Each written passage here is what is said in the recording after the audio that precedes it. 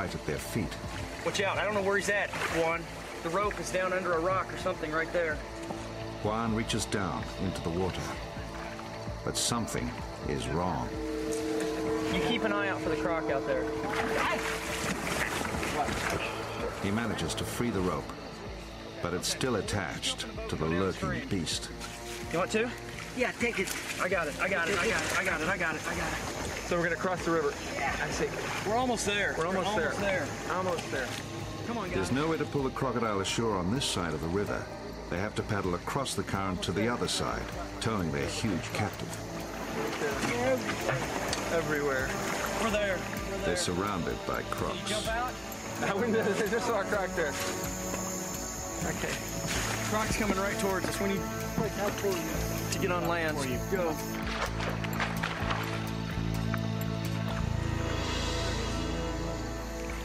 When they finally get a good look at their quarry, they see that it's as long as their boat. Yeah, set of jumpers. Yeah, he's a big one. If they can just land it, this croc will provide useful data, helping Paul in his quest to understand Sarcosuchus. Okay, I need someone here. Okay. It falls to Paul to cover its eyes. Watch out. No. Juan, you're gonna have to get on the back legs. Yeah, sure. I got the back leg. You have a back leg? No, you have the front legs, my friend. Baby. I've got it. I got the back leg. Okay. Somebody get the front legs. He's the towels. And Put your hand like this. yeah. I'm all right. He's not gonna get me. And hug him. Yeah. Hug him and let's push him out of here. Man, he's a giant. Okay, ready? Hold on, guys. You want to try and move forward for him? Yeah. 3. Yeah, he's more than 1,000. Oh man, this thing is well over half a ton. You ready? 1, 2, 3. Oh man, look at that head. This is the closest you're gonna get to a living dinosaur. That is a monster. Juan, this may be the biggest one we've ever captured. Yes, sir. You bet it. Yeah, let's get this tape measure on him. Whoa. Right there. Wow. 65 centimeters. Wow. That's a big skull. Big, but less than half the size of SuperCroc's skull. Enormous. We got a 14-foot croc. I knew it was big. No matter what he does, don't get jump. off. I'm not. You don't get off. Don't worry about me. Paul has his data, so they decide to release the animal back into the river. Whoa. No. Don't get off. Don't get off. No one's getting off. Don't get off. Get those legs off the ground. Paul has never seen a fossil do that. He's strong. The animal seems hardly to notice the weight of the 4 men on its back, and it's a fraction the size of Sarcosuchus. Before we jump, I know. we need that jacket again. Throw me the jacket, please. Aren't you gonna do the thing? Wait, do it. Damn! Don't do that. Baby, do we still have? The jacket spooked the crocodile, causing it to strike. Give me a rope. Give me the snare. Give me the snare back. Somebody give me the snare. Okay. Am I doing the count? Yeah.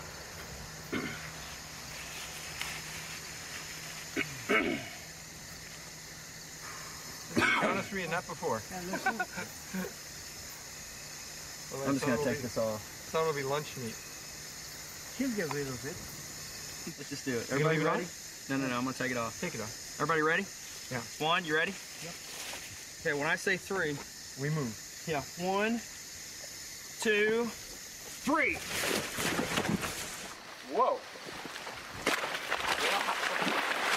Oh, that's fantastic. So how'd it feel? How'd it feel to sit on something that powerful? No, it felt like you're riding a horse. I mean, it was that wide. It was really had an incredible Well, body. like riding 3 horses, man. Yeah, riding 3 horses. That's right.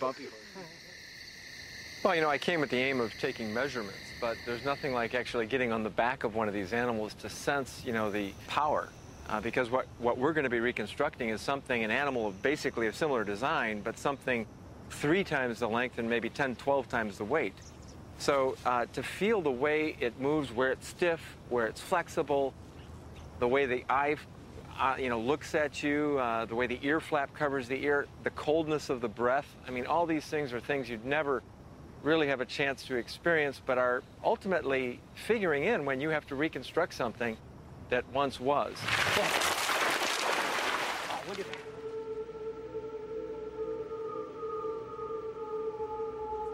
Paul feels he's close to appreciating the essence of this animal, the essence he hopes to capture when he rebuilds Sarcosuchus. He's still not certain of just how big it was, but he uses the preliminary measurements from Costa Rica to calculate that the SuperCroc was well over 30 feet long. Sarcosuchus fascinates Paul and us, not just because of its size. There's something else about crocs that grabs our imagination. How they move. Pretty face and pretty wild. We enjoy a primordial fascination with an animal that could eat us. Whenever crocodiles and humans overlap, these intimidating animals often become cultural totems. The ancient Egyptians revered the Nile crocodile, even mummifying them. Many believe that the dragon, symbol of the Chinese people, was inspired by the Chinese alligator, today among the most endangered of crocodilians. In Papua New Guinea, young initiates scarify themselves in imitation of that country's endangered crocodiles. For most of us, crocodiles are seldom a real danger. It's killed 5 people already. Today they've become B-movie monsters. And it's about to break out. Stereotyped as savage eating machines.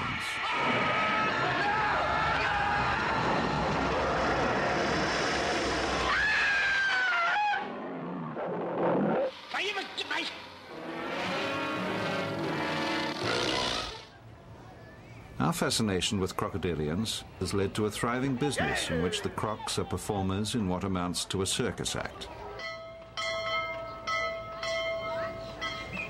At Gatorland in Orlando, Florida, one of the prime attractions is something called the Jumperoo. Now what we got to do is yell those words. A performance which combines feeding time with showmanship. Though it may reinforce the stereotyping of crocodilians, this spectacle inadvertently led to a remarkable development in croc research.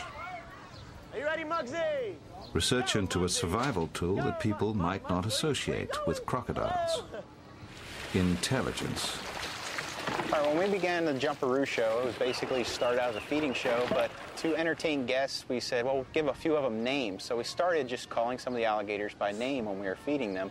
And then we learned what we do was call their name, and they started to respond to their name. Even at a distance, they could be looking the other way, and they would turn their head. You would say, hey, Mike. And the alligator's head, Mike, would turn over and look at you.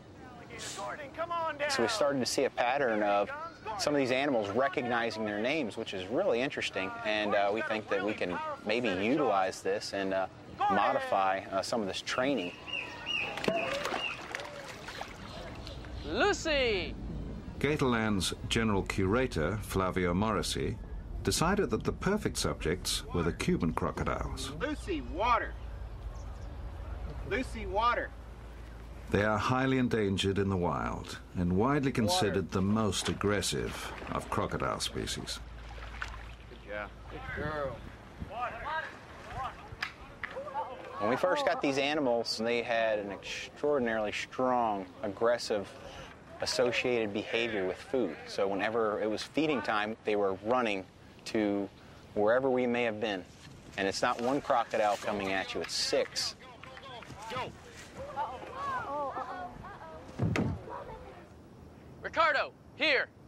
But through a process called operant conditioning, Flavio and his colleagues have wrought a remarkable change in the Cuban crocs. Ricardo, here! Ricardo, here! Even though the croc Lucy is right at their feet, Here. it is Ricardo that responds. Ricardo, up! Good boy. Oh, that's a good boy. Usually we hold at this point for a few seconds, and then we're going to ask him to go to the water. Sometimes we have to touch him on the nose with the tongs. Again, the name, Ricardo, and then water. We're associating his name with that command.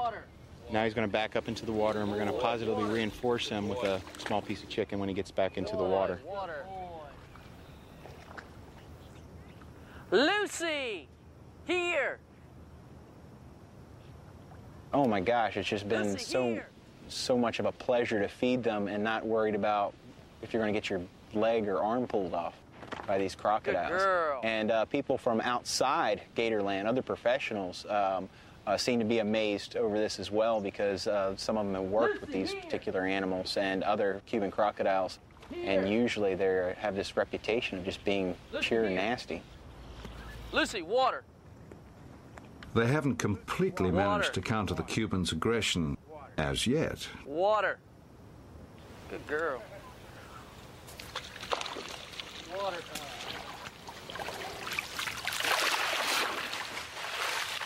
Crocodiles are often considered primitive beasts.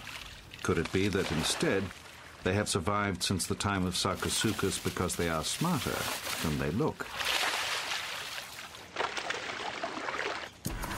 When it comes to crocs, appearances can be deceptive. Many would call this a feeding frenzy. In fact, it seems to be a delicate dance, reflecting a carefully observed social hierarchy. Paul is discovering just how well equipped the SuperCroc was for tearing things apart. At the front, an enormous set of teeth project downwards and inwards. And these teeth are not slender, hook-shaped teeth for catching fish. They oppose another set of tusk-like teeth from below here. Sarcosuchus could have used this lethal combination to rip huge chunks of flesh out of its dinosaurian prey. Once the crocodile had swallowed these vast gobbets of meat, it would have to digest them. How would it break down the tough hide and pulverize the massive bones? Again, modern crocodiles and their innards may provide an answer.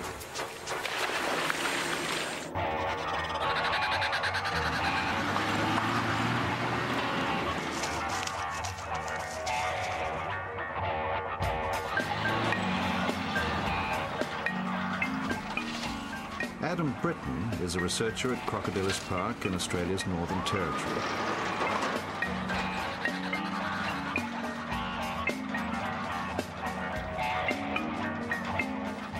One of his experiments involved inserting small data loggers into crocodile stomachs. Of course, he then had to retrieve them from the belly of the beast. This crocodile has been sedated. So that means she's relatively safe.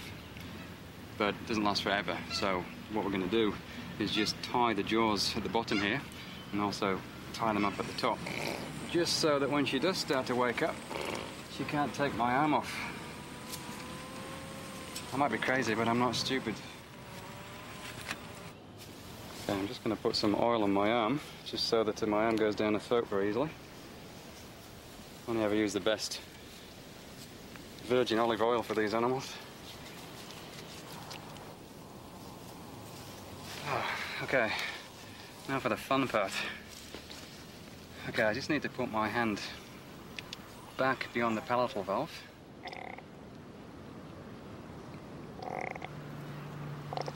It's very cool and wet down here. This might seem like a very strange way of getting anything out of the crocodile's stomach. But to be honest, I'd much rather do it this way than any other way. It's fast, it's efficient. It works every single time. Okay, now I've got my fingers to the opening of the stomach. And now I can push my hand forward into the stomach, and now I'm in the stomach. Adam is not the only one inside the croc's stomach. Crocodiles have got lots of parasites in their stomach. These things called roundworms. We can only speculate as to the gruesome parasites that could have invaded the guts of Sarcosuchus.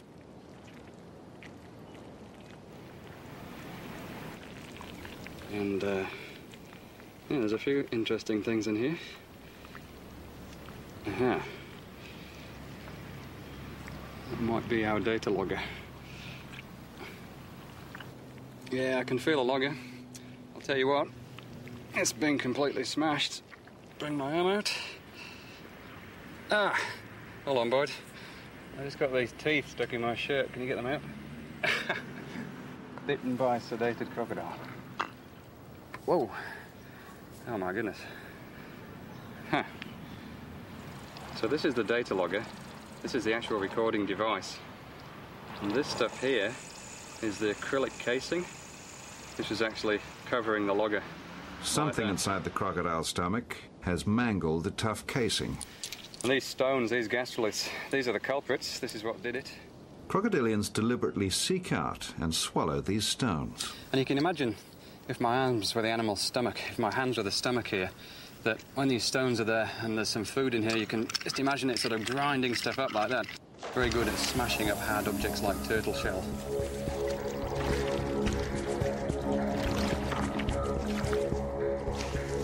Such stones are found in other animals that are related to crocodiles. In birds, the stones of the gizzard serve the same function. Perhaps most surprising, they've even been found in dinosaurs. In fact, if you opened up a Sarcosuchus, you might find a collection of golf ball-sized gastroliths. Enough to grind up a dinosaur. You ready? Paul has finished the cast of the skull. The fossil itself is too valuable and too heavy to use in the SuperCroc's reconstruction. Wow. Now we have an exact copy of both upper and lower jaws, and we can, for the first time in 110 million years, put them back together again to see how they operated and what they look like.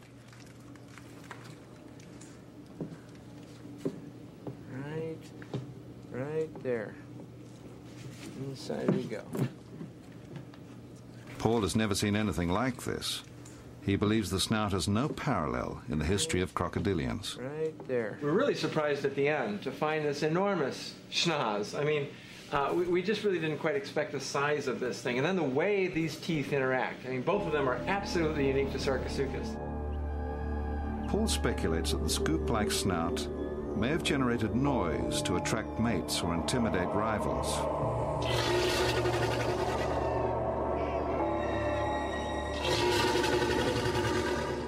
In either case, SuperCroc's vast bellow, reverberating across the prehistoric landscape, would have had the desired effect.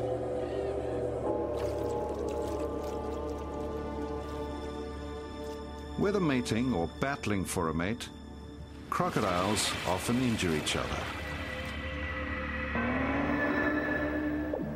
Croc researcher Adam Britton wondered how they could survive such a brutal ordeal. Crocodiles are very, very powerful animals. They fight all the time, very territorial animals, and we all know how efficient they are with their teeth. They will rip each other's limbs off, almost without a second thought. They bite each other's tails off, and when they're fighting, the teeth can cause amazing gashes down the side, open the animal up, expose the muscle. If you saw any other animal receiving the same injury, you might think, you know, this animal is a goner. At the very least, it's going to get infected. Bacteria are going to get in there, the animal's just going to die from some kind of septicemia. With crocodiles, it just doesn't seem to happen very often. And so, you know, why? Why not? What is it about these animals that stops them from actually really suffering very badly from these kind of injuries?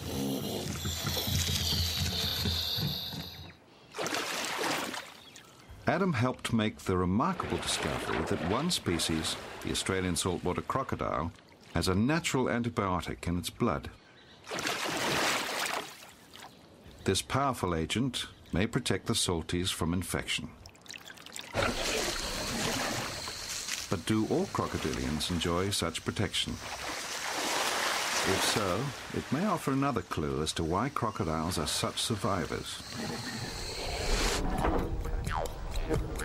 Adam can't know without more evidence. He needs to test the blood of a different species.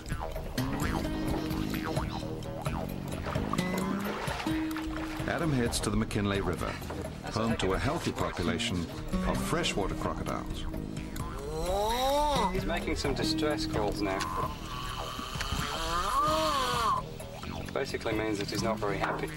They start producing distress calls when they're hatchlings, and that will actually bring help from the parents. But the bigger they get, the lower the frequency of the sound gets, and the other animals tend to ignore them after that. So he's just letting us know how annoying he is. Got it? For the test to be scientifically valid, they'll need to capture several of the animals. The catch. That's great. Let's go. Good enough. Yeah, let's go.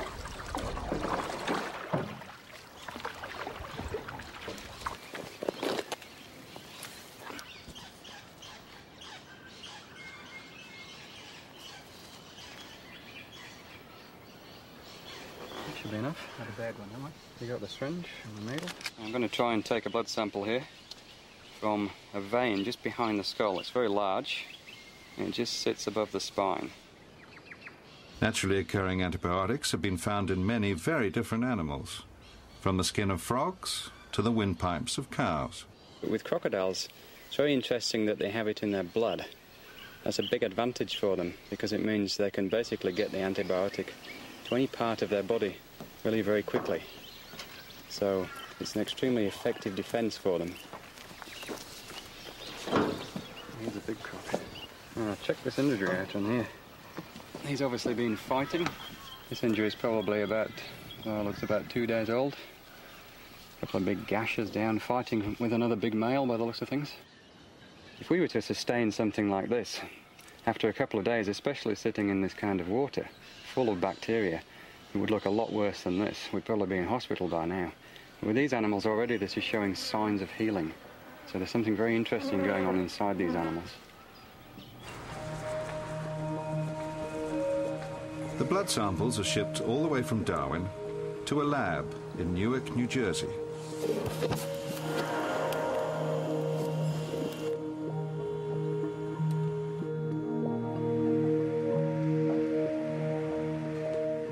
Here, Dr. Vicky Kaiser has developed a technique for testing blood for natural antibiotics. She separates the blood into hundreds of samples.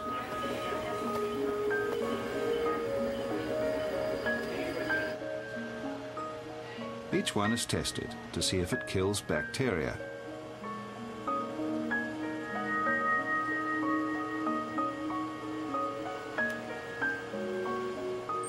Five hours later, the samples show results. Around sample number 5, the bacteria were unable to grow. That means that, like the salties, the freshy blood does contain an antibiotic. Natural antibiotics can kill bacteria, as they can other simple organisms like this paramecium, by compromising the cell membrane, so the insides leak out.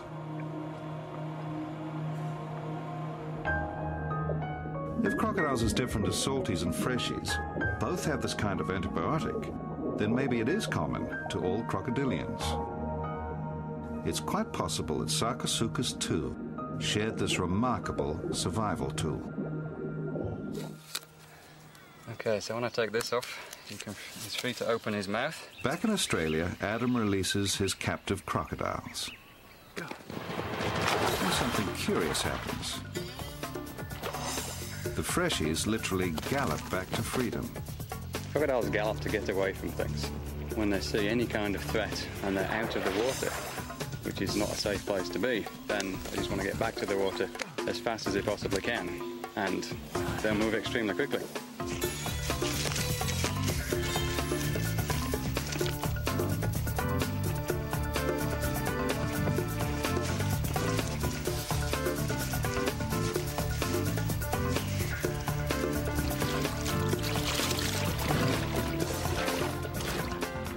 Crocodiles are unusual among reptiles in that they use a range of gaits to get around. Only the smaller, more terrestrial species gallop. He's gonna go. More common is a kind of crocodilian strut called the high walk.